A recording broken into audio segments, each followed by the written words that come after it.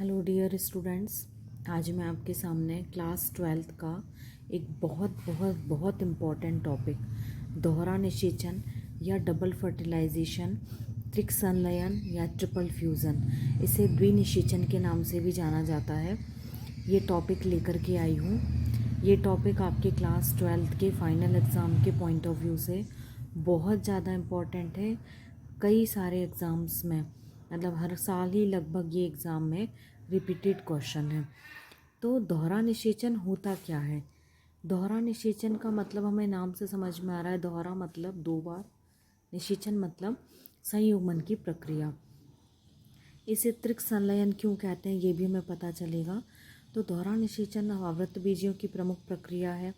आवृत्त बीजी मतलब ऐसे पौधे जिनके बीजों के ऊपर आवरण पाया जाता है, जो मुख्यतः विकसित पौधे होते हैं। द्विनिषेचन की खोज, ये क्वेश्चन बहुत बहुत बहुत इम्पॉर्टेंट है स्टूडेंट्स। ये ऑब्जेक्टिव में पूछा जाने वाला क्वेश्चन है।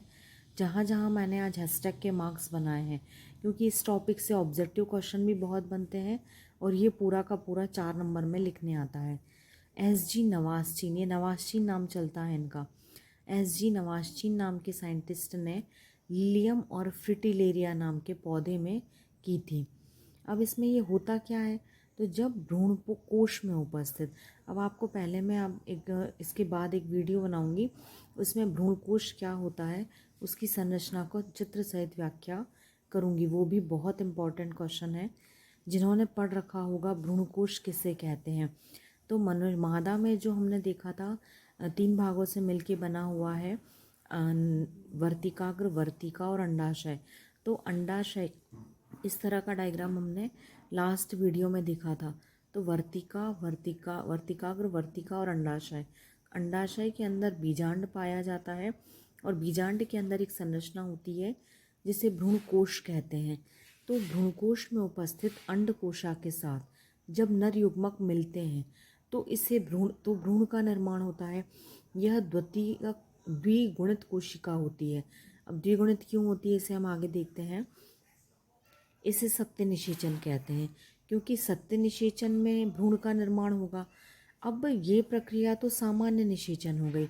हम पढ़ रहे हैं दोहरा निषेचन किसे कहेंगे। तो जब दोहरे निषेचन में नर युग्मक, 2 नर युग्मक परागनली की सहायता से आते हैं, तो एक नर युग्मक तो यहाँ मिल गया अंड कोशिका के साथ। जब दूसरा नर युग्मक जो रहता है, तो दूसरे नंबर का जो सेंटर में भ्रूणकोश की कोशिका, जिसे हम ध्रुवी केंद्रक कहते हैं, उसके साथ जब मिलेगा, अन्य नर युग्मक द्वितीयक केंद्रक के साथ संयोजन से मिलते हैं तो भ्रूणपोष का निर्माण होता है। अब ये देखिए आगे, ये भ्रूण को पोषण प्रदान करता है। इस प्रक्रिया को दोहरा निषेचन कहते हैं। साथ ही इसे त्रिक संलयन के नाम से जाना जाता है। आप पहले डायग्राम देखिए तो आपको डायग्राम से क्लियर होगा। ये है वर्तिकाग्र, ये है वर्तिका और ये है अंडाशय। ये इस पे परागकण दिख रहा है। परागकण पराग नली की सहायता से आगे की तरफ आ रहा है। ये आगे जा कर के ये बीजांड है लाल कलर में।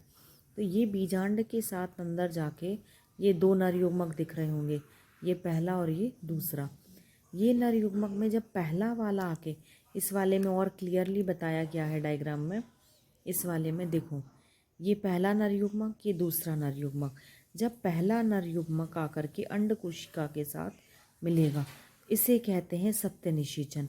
और जब दूसरा नर युग्मक, ये दूसरा वाला बना हुआ है, ये दूसरा नर युग्मक जब केंद्रक की कोशिकाओं के साथ मिलेगा तो ये बनाता है भ्रूणपोष।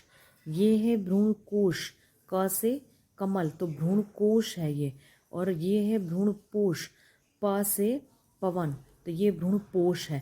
यहाँ मैंने लिखा भी है कि जब अंड कोशिका के साथ नर युग्मक मिलेगा तो भ्रूण का निर्माण होगा, जिसे एम्ब्रियो कहते हैं।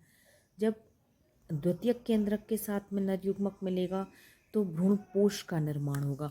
और यही चीज़ मैंने इक्वेशन के फॉर्म में लिखी है।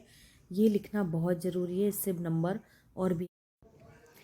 ये वीडियो आपको समझ में आया होगा। कोई भी डाउट होता है तो प्लीज़ कमेंट सेक्शन में मैसेज करें और प्लीज़ मुझे ये बताएं कि आपको ये वीडियो हेल्पफुल है और मैं आगे 11th की वीडियो कंटिन्यू करूं या 12th के ही ये वीडियो इसी सीरीज़ में कंटिन्यू करूं। Thank you.